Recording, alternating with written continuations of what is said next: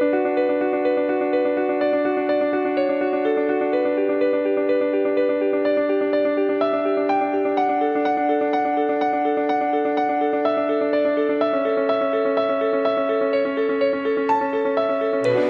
everyone. I'm your host, Andrea Weckerly, and welcome to the Ready Living podcast, where each episode is designed to educate, inspire, and empower you to create the life you want. Thanks for tuning in, and remember to subscribe for free on your favorite platform. My guest today is Katherine Carver. She was first introduced to photography during high school, but her work behind the camera actually began years later when she started capturing moments of her first dog, Biscuit, a rescue Shetland sheepdog. It was Biscuit who inspired her great passion for and study of dogs in her work. Katherine's debut book, Abandoned, Chronicling the Journeys of Once Forsaken Dogs, released October 1st, is a poignant exploration of the lives of rescue dogs and the transformative power of second chances. A portion of the royalties earned from the sales of the book will be donated to the SPCA International, helping dogs in need around the globe. Her work has been featured in international publications such as Œil de la Photographie, Foreign Sons, and My Modern Met, one of the world's leading art and culture platforms. Katherine holds a Juris Doctor with honor from the University of Maryland Francis King Carey School of Law. She lives in the Washington, D.C. area with her husband, daughter, and the rescue Shetland sheepdog, Victory. Welcome, Katherine. Thank you for having me. Congratulations on the release of Abandoned, which came out this month. It's a beautiful book that moved me really deeply and at times also brought tears to my eyes. In it, you follow nearly 60 dogs, showcasing before and after photos of them, first at the shelter or rescue, and then about a year later in their adopted homes. You began taking photos in 2013, but the book project actually began back in 2011 with your own dog rescue experience when you adopted Biscuit. Can you tell us about that? I have always been very visual and I've always loved photography. I kind of promised myself a long time ago that I would find a way to keep it in my life despite not having gone to art school. But when my husband and I adopted Biscuit from Sheltie Rescue in Maryland, it really just changed our lives. It was the first dog we both had ever had. We didn't have any in childhood, and it was the first addition to our family. When we met him, he just was so sad and hid behind people and chairs and was very untrusting. But we knew he was the one, and we ended up taking him home. We just really saw such a difference, not only in Biscuit, but with ourselves. My heart opened in ways that I can't even articulate. He just really changed our lives, especially my life. And he set me on this path trying to figure out what is happening to these dogs. In Biscuit's case, he was found by a Good Samaritan in North Carolina, totally emaciated, wandering back roads, and was brought to Maryland to a Sheltie rescue. And I just really began to contemplate, what could I do? How could I raise awareness? And literally this idea for the book came to me one summer day, and then I just felt like I needed to act upon it. And that's kind of how the origins of Abandoned came about. That's really beautiful. And my understanding is that you had 2 wonderful years with him. Isn't that right? Yes, we had exactly 2.5 years with him. We got him in January of 11, and then he unfortunately passed in July of 13. So it was like exactly to the day, the 7th. He was probably older than we knew. I'm just so fortunate and owe him such a great debt, because this book would not have ever occurred to me or would not exist without him. And even though this has been a long journey for myself, even though he was at the inception of the project here, I just always kept him at the forefront when times were kind of challenging during a long project like this, just wanting to at least finish it for him.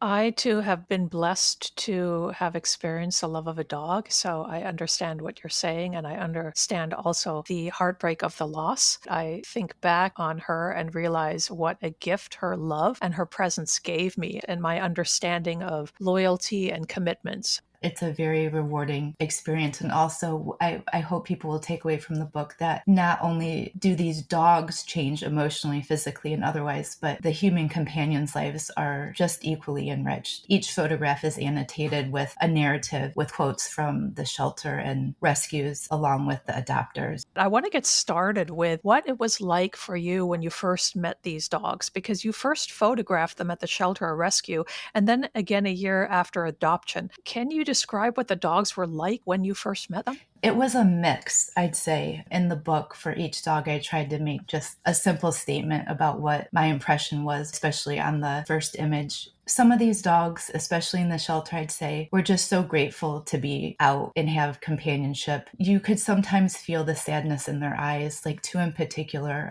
Millie. She was very, very sad the entire time I photographed her. And I would also say Media, who is a Great Dane. She was a senior Great Dane. She also had the same sort of look in her eyes, just of sadness. It's kind of heartbreaking. In some of these cases, I'm able to piece together how they came to the shelter or rescue organizations, but there's still gaps. I did my best with the resources that I had and people who could tell me this information, but it's just like, oh my gosh, how could this happen? And they're such extremely loyal, giving, sentient beings. And it just was heartbreaking to know that this is kind of the circumstance they found themselves in. There were some cases, of course, where the dogs were very joyful and jovial, but just like people, each dog's got its own personality and soul and experiences. So they're all kind of different, I'd say. I could definitely see that in the photographs in your book. I saw some dogs who seemed very hopeful, others who seemed very deeply grieving. I would, of course, go back and read the description that you included. Sometimes there was a story there about what had happened. Sometimes it was more general because I assume nobody quite knew. And there were also some beautiful pictures, a dog with his or her tongue hanging out. And it just made my heart smile when I saw that. In looking at the pictures, I was wondering, how did you get the dogs to pose? I wasn't trying to get them to pose per se. I was just trying my best to capture their essence. But it wasn't really this orchestrated thing. Sometimes I had like a helper that could help just kind of keep their attention for just the moment. So very authentic. What you see is really reflective of what you experienced. You got to visit with these dogs a year later in their homes. What did you experience from the dogs when you saw them a year later? It was just really nice to know they had been adopted. And just to give you a little background, there was about 5 organizations between shelters and rescues who participated in the project. And as part of the deal, so to speak, they gave me access to these dogs and permissions. I explained my concept of what I was hoping to do. And then after I photographed each dog, initially, I gave them a color image of each dog so that the organization could post it like immediately. These are not images in the book, but something that could be used as a tool to help get them a home. I absolutely love that. So you were thinking beyond just the concept of the book there. You were really thinking about how to provide continuity and love and a home for these particular dogs whom you had gotten to know during this process. Yes, especially since they were so helpful in trying to piece together so I could write a narrative for the first images. But meeting them again was really heartwarming. Some of these dogs, as you're aware, they were photographed nearly 10 years ago for the second image. So some of these dogs have passed. Some of these dogs are still living, which is great. They've sent me photographs of their dog in the book with the book. So that was really cool. Some of these adopters were first-time adopters of a rescue or shelter dog. Just overall, it was gratifying.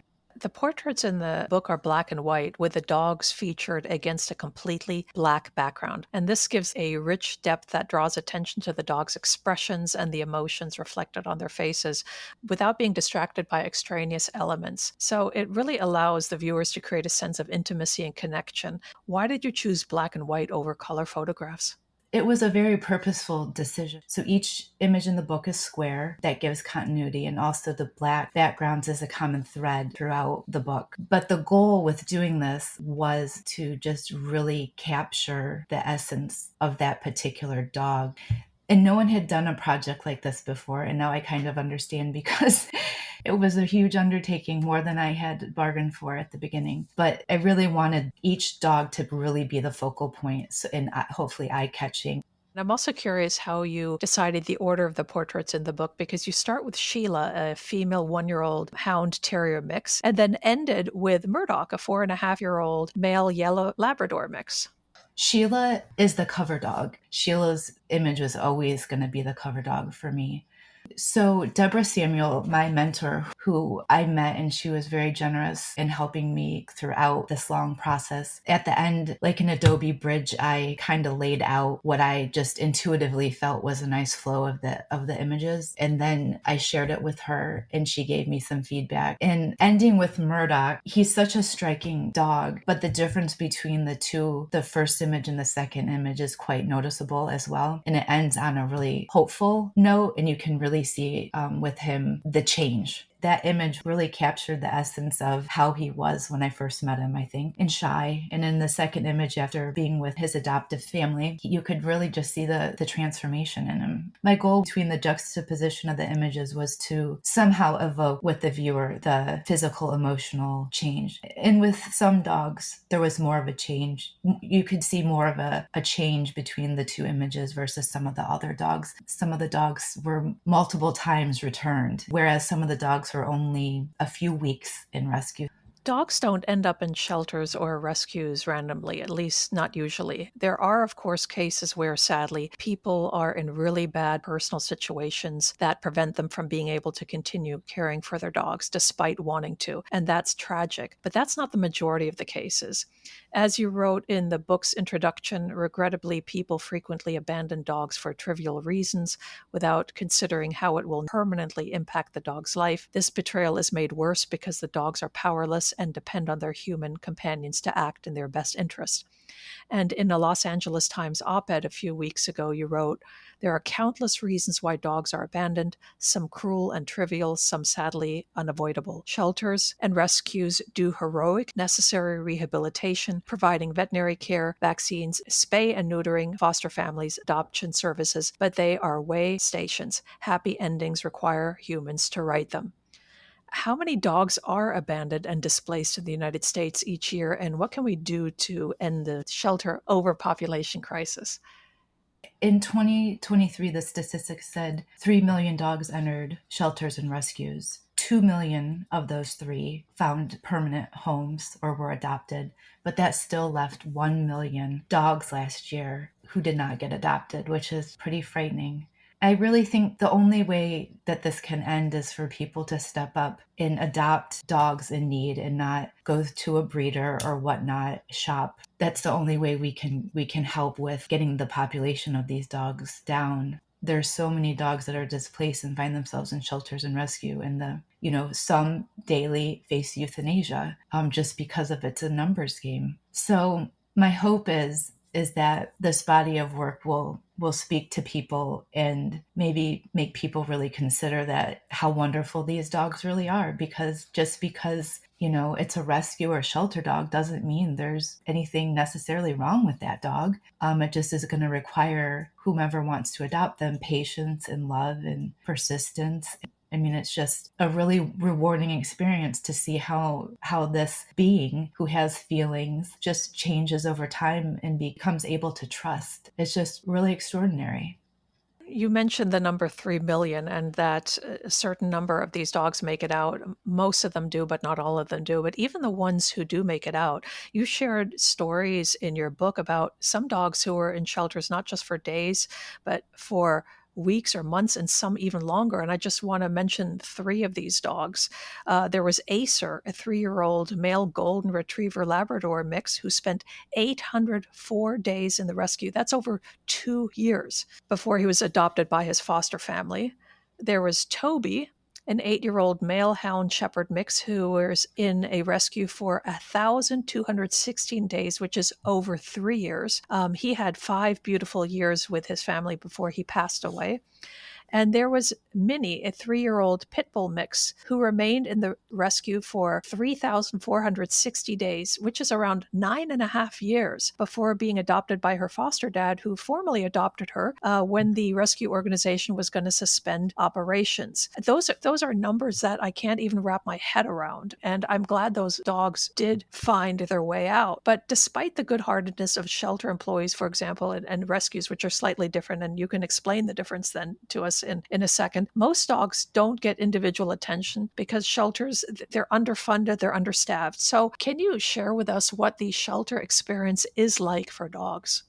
So I just want to say that we need the shelters. We need all these rescue people. They do tireless work in really challenging environments with a lot of demands. I fully support all of these people who are doing this hard work. But nevertheless, the shelter experience, I mean, I even remember to this day just the smell. You could just feel the fear. I mean, it's lonely. It's very isolating. Now, in some of these cases with the shelter I worked with, some of these dogs did get out and go to rescues. What's so great about, in contrast to the shelter, these rescue organizations, they have like a whole foster network in place. So that gives the dog a chance in a home, and a real good chance for someone to get to know that dog, to know, the temperament, what he or she likes, this particular dog good with children, the list goes on and on. I don't have the statistics off the top of my head, but the outcomes where a dog has been fostered are better, that it will stay in its permanent placement in the end. It's a really, really useful and helpful tool to gather more information about these dogs, to help place them with appropriate people. They're kind of like helping matchmake these dogs and humans, right? So things can be more successful. Whereas in the shelter environment, there's just, like you said, due to funding and shortness of staff, etc., that individualized type of attention isn't generally given because it just can't. So sometimes in these cases, the dogs, they can be more easily returned than in an environment where you have someone who really knows the dog to help navigate that process to find a good permanent placement for that dog, and also for the human companions, what is going on in their life as well, to make sure that the environment that the prospective humans have is going to work well for the dog, because that's ultimately what we want, right? We want the best placement for that individual dog to thrive. When I was in my early 20s, for a few months, I worked in a shelter. I remember there was one pit bull who was in isolation because she had been part of a cruelty dog fight ring. And so she had to be there as the case moved its way through court. She was big, she looked imposing, but I'd go in there to feed her and she would jump up and give me kisses. And it just warmed my heart. And there were big dogs, little dogs, also cats, also smaller animals.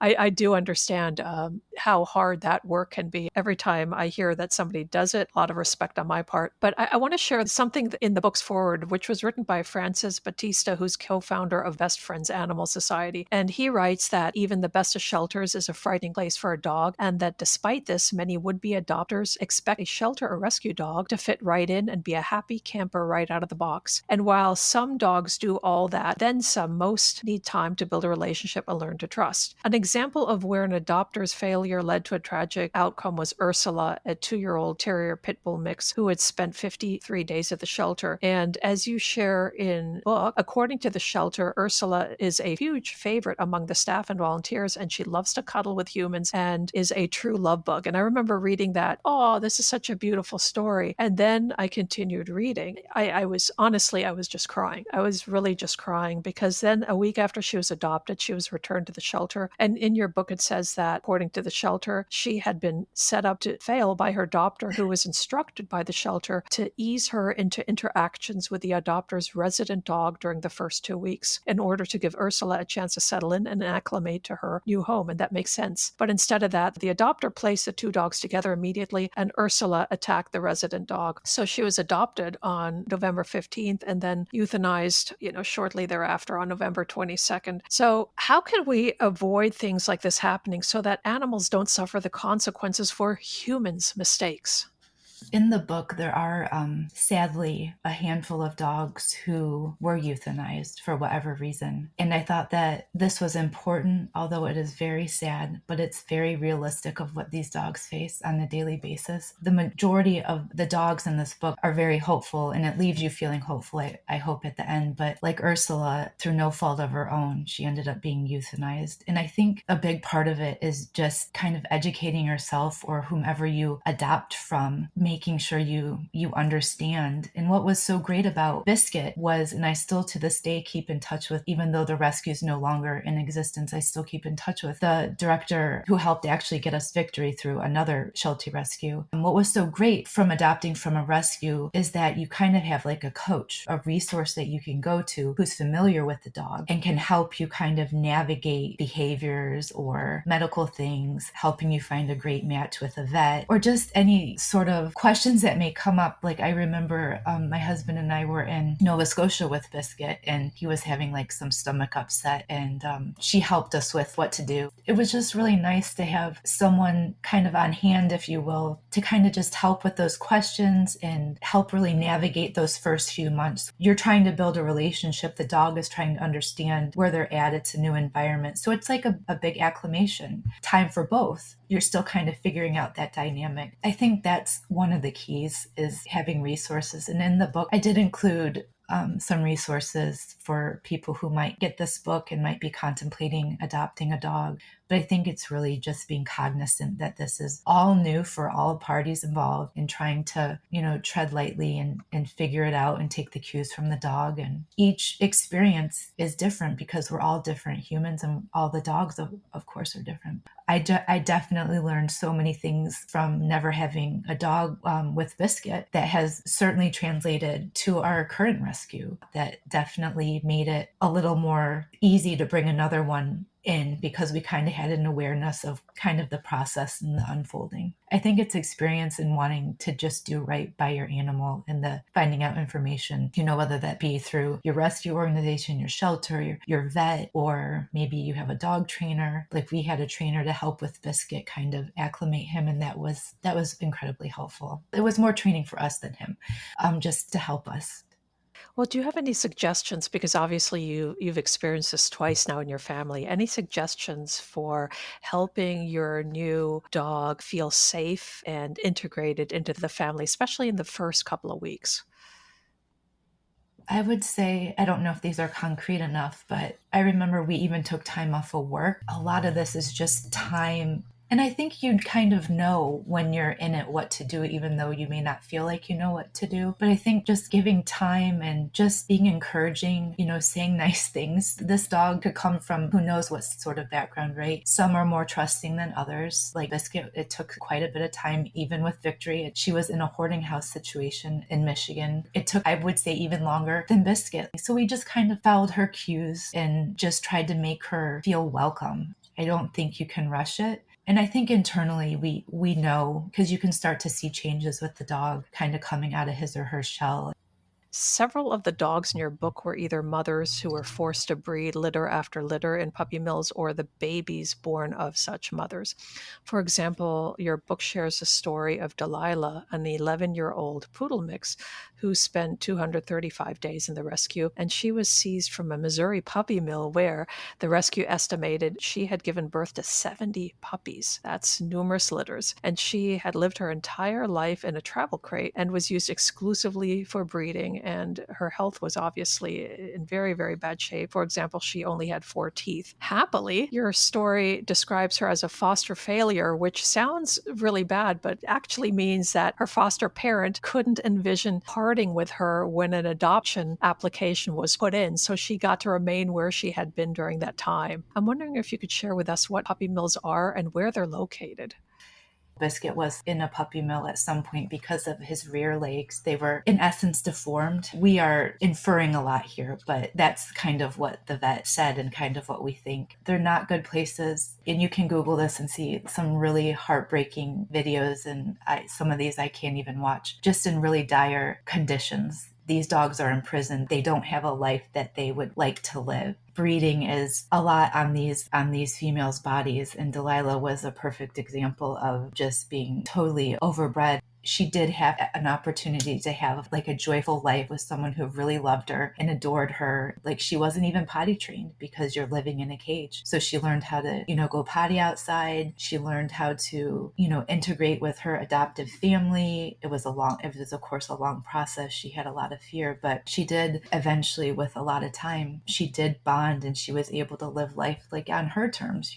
There are some, like a lot in Pennsylvania, which some of the dogs came, and there's some puppy mills in the South. I think Lucy, the Pomeranian, if I recall correctly, she was seized from a puppy mill, and she had also been overbred, and she also, like Delilah, had a chance to live whatever remaining time she had fully and with kindness. I cannot even fathom what those conditions and how living like that must be for them on a daily basis. They have no agency over themselves. It's heartbreaking. It's really heartbreaking. we shouldn't be doing this to them. It's not right.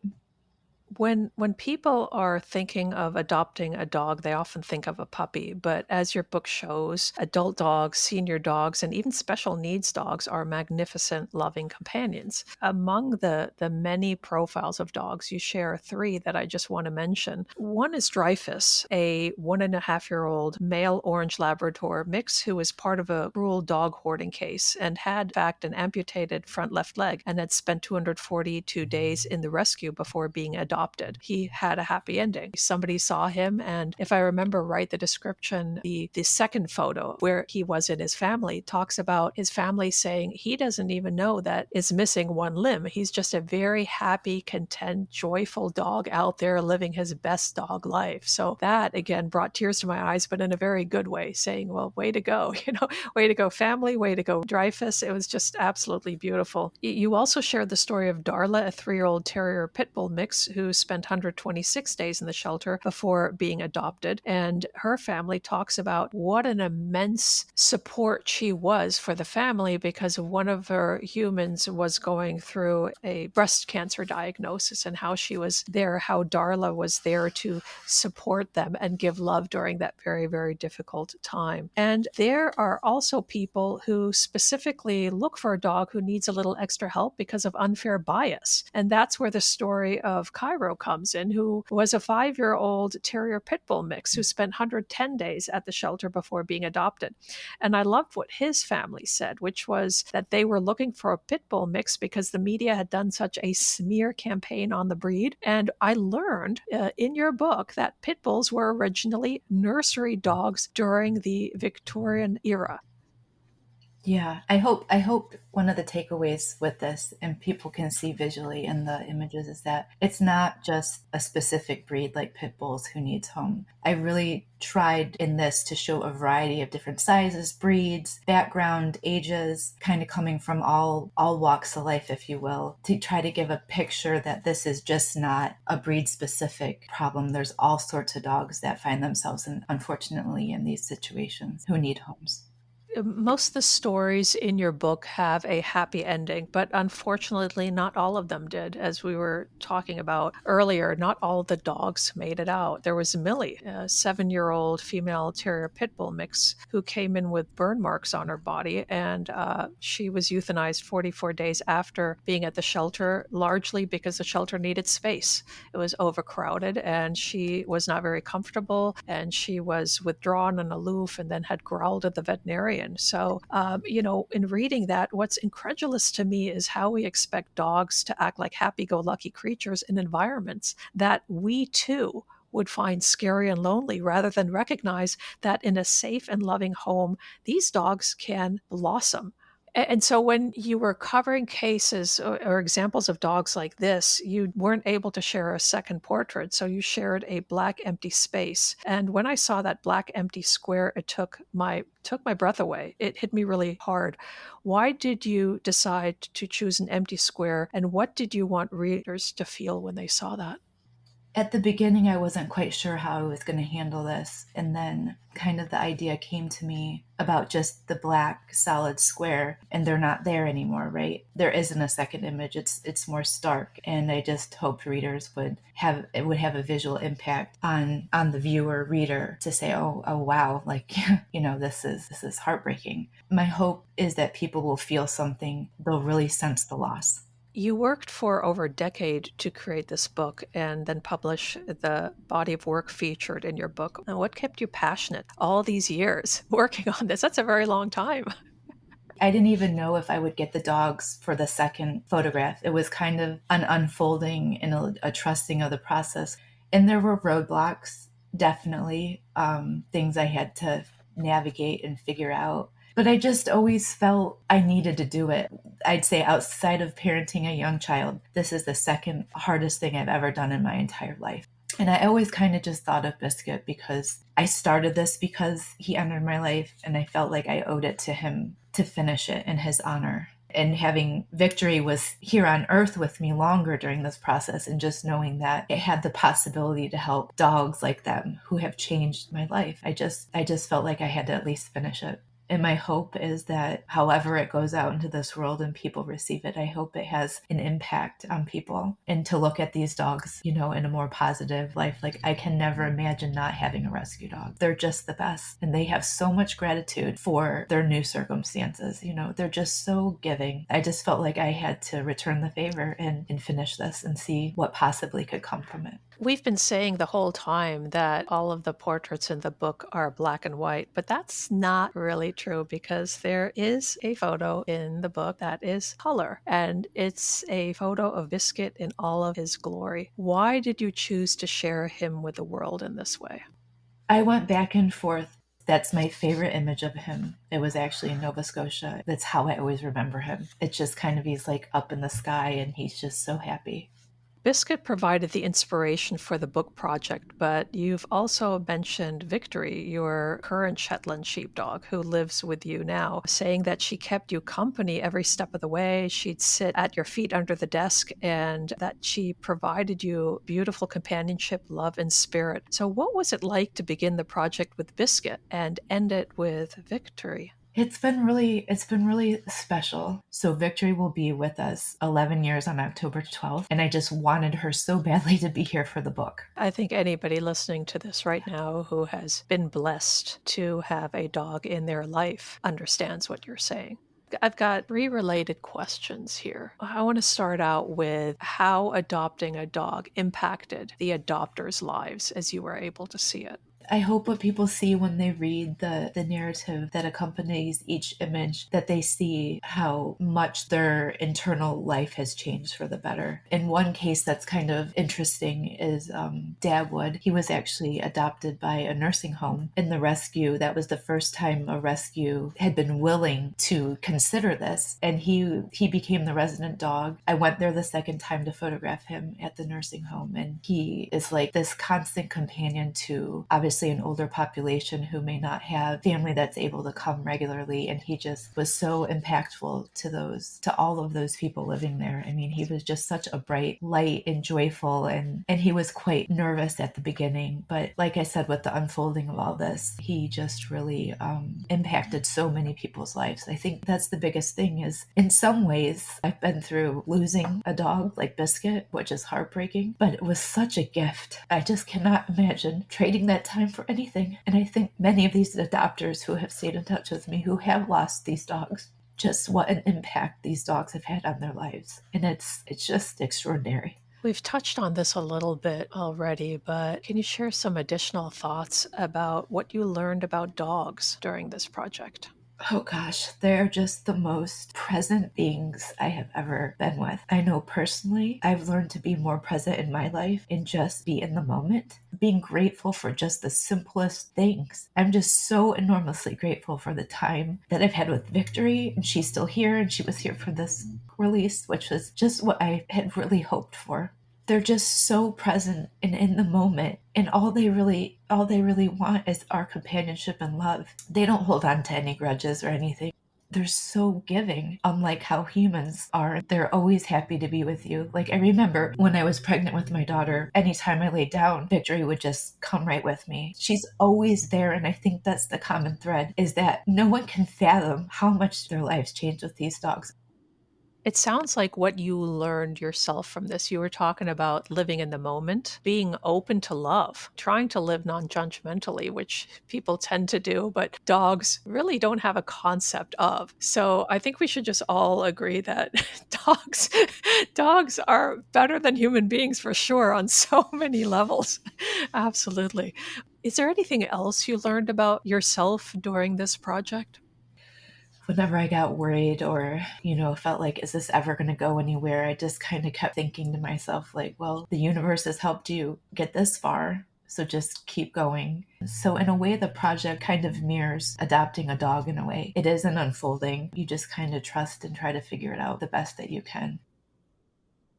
My hope is just to at least finish it. And that was like goal, in the hopes that this could help many dogs. That was always the intention of the project. For people considering adoption, you offer a wonderful list of major dog rescue organizations and associations in the book. Among them, petfinder.com, a website where people can search an online database of nearly 11,000 animal shelters and adoption organizations across the USA, Canada, and Mexico. So that's very, very useful as well for folks looking for a dog to bring into their home. And I should note that dozens of people have endorsed your book, including Dr. Jane Goodall, who said that you describe with words and beautiful photographs the plight of abandoned dogs and how a caring home can transform a frightened, cowering being into a confident and happy companion who will give unconditional love. Adding that for her, a life without a dog is a life only half lived, and that the book is a must read. I agree and recommend everyone listening today to buy your book. Can you tell people where to find it and how they can learn more about the project? People can go to my website, which is katherinecarver.com. It's KATHERINE V as in Victor ER.com. And there you'll be able to see all the booksellers. And I will say, and I owe this all to Biscuit, I've met some extraordinary people on this whole entire journey that I couldn't have even fathomed at the time. So it's been quite remarkable in that respect as well.